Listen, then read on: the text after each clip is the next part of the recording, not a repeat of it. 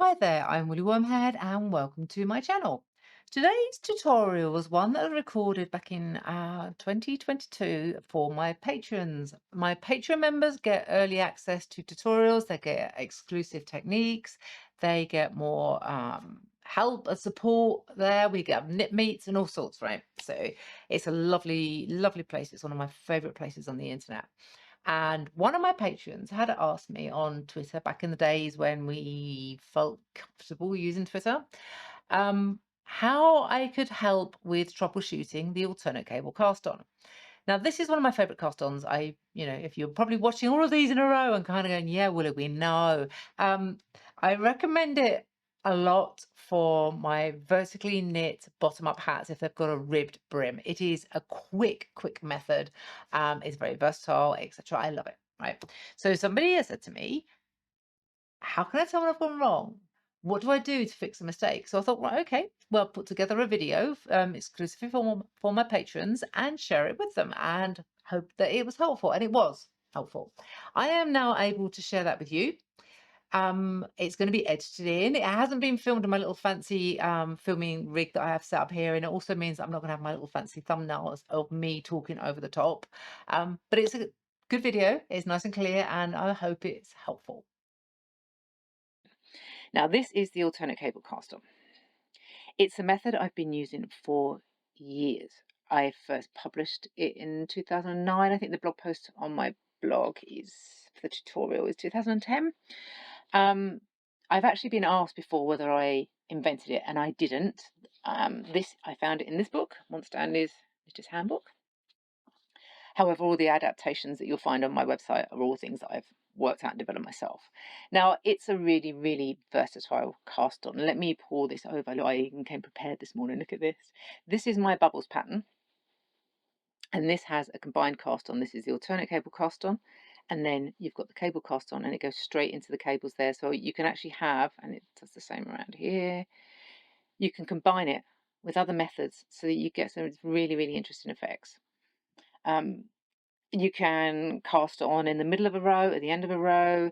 I love it. It's just really, really, and it's so much quicker and easier than a tubular cast, and so much less faff. I don't like faff. I know I love grafting, and that probably kind of seems counterproductive to my I don't like faff thing, but actually grafting is so much simpler and so much easier to do than a lot of people think it is. But anyway, I digress. This is when you cast this on, you are casting on knits and purls, and that can sometimes be confusing because people, when I've taught it, people kind of go, well, if I want a 2x2 rib, I just cast on 2 knits and I cast on 2 purls. And that's not the case. When you go out of step and lose your where you are and you cast on a wrong stitch, it can actually mess things up completely, because it's not actually the stitch that you're knitting on that creates the cast on. It's where your yarn is and how you insert your needle. It's what goes on underneath here that creates the stitches. So before I get any further into that, let's bring this up and we can see here. So this one I start, if you've read my tutorials, I recommend a slip. Oops, tighten my needle up a minute there. I recommend a wrapping around the needle rather than a slip knot, because it's neater, and we treat that as our first purl stitch, and then we cast on the first knit stitch, and then we go purl, knit, and they form these nice little pairs. So it's quite easy to sit and count 2, 4, 6, 8, 10, etc. And it makes it easier to see what stitches are on the needles, or rather whether we've got it right or not. Now, one of the easiest ways to remember is, if you've forgotten which stitch you've just cast on, have a look at where the base of the stitch is and where the yarn is. When we make our knit stitches, our yarn is at the back, and it's going to be no different when we've just cast this on knitwise. All right, so there we go. Let's pull this out a little bit. Whoop. The yarn is at the back, the stitch is anchored at the front, just like it would be, yeah, when you knit a stitch. We know that with purl stitches in ribbing, they're recessed, and this one is here. Let me just take this off here. When we've just cast on a purl stitch, our yarn is at the front, where it would be. So imagine when you're checking this, Use your yarn as an indicator of what stitch have I just cast on. If your yarn is at the front, you have just cast on a purl stitch and then you want to cast a knit stitch. If your yarn is at the back, you have just cast on a knit stitch and you need to cast on a purl stitch. All right, so that is a really, really quick way of telling which one you've just done. If you want to check whether or not you've cast on in even pairs of knits and purls, the best way is to glance visually and see whether they do this. Yeah, they should sit really nicely in these little pairs all the way through, ending on a knit stitch here because I've got an even number of stitches cast on. If you have by accident cast on two knits together, or two purls for that matter, then your knitting is going to look different. Let me just show you. And this is what's involved when you start to combine different cast on methods. You have to think about how the stitches are being created and where the yarn is. So we've just got a knit stitch there. We've got a purl stitch before it. If by accident you cast on an extra knit stitch, so let's do that. I would put the needle in the front because you do it the same as you would a cable cast on. Wrap around. See what's happened there? What was our knit stitch, because we've got a knit here, and that was a purl, and this was a knit. The knit now doesn't look like a knit. It looks like a cable.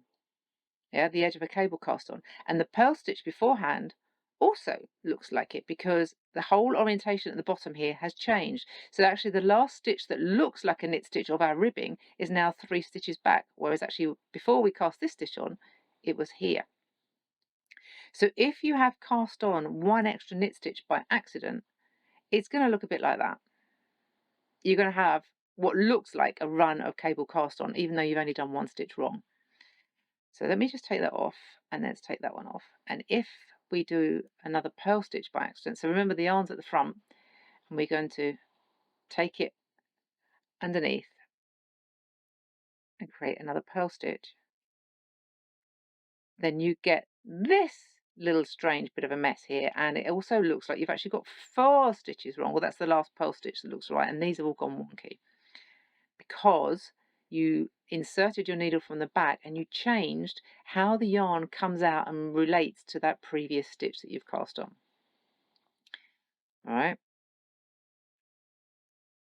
so that's a purl stitch. When we do a knit stitch, notice how the yarn goes underneath and comes round, and we pull it through, and it's that pulling through that creates this finish. Now this is a tricky cast on if you're not if you're a continental, if you're not an English thrower, it can be more complicated because of the way that you move your yarn and hold your yarn. You've got to remember that it always has to go underneath the needle for it to create the stitches. And one day I will get a tutorial for that part, but I'm not a continental knitter and I don't know how to do it, and I get stuck each time I try because it fries my brain. So yeah, that's it in a nutshell, really. Check for pairs, right? Check where your yarn is anchored. If it's at the back, you've just made a knit stitch. If it's at the front, you've just made a purl stitch. And if you get a ring of stitches that do not look right, right, I've just cast on one extra knit by accident and whoops, the ribbing is now 3 stitches back. I mean, this is something, when I write the patterns like I did on this one, if you've knit this, or cone mantle or bellfloor, or I'm sure there's another one that's got combined cast on, I can't remember. You might have wondered why you actually cast on 2 extra rib stitches compared to the motif. So say, I can't remember the numbers off my head, but say you cast on 98 rib stitches and then you cast on 50 for the cable, even though the cable might be 52 and you only need 96 in the ribbing. It's because of that, right? It's because those stitches, that properties change as soon as you start to cast on the same stitch in a row. My focus is going wobbly. I'm sorry, I'll take that out. So there you go. I hope that's helpful. And I am now going to take a load of pictures and try and keep the cat out of the camera. Hope you're well. See you later. Bye. And I hope that was helpful in being able to see where your mistakes might be, how to figure out where you've gone wrong, the little things that you might want to look for if you're working that particular cast on. If you are willing and able, and you would like to support my free content, whether it be my YouTube videos here or my photo tutorials on my blog or my free patterns on my blog or even my articles that help relate to a whole bunch of things in this industry for knit design and running an indie business in this industry, then Patreon is the place to go.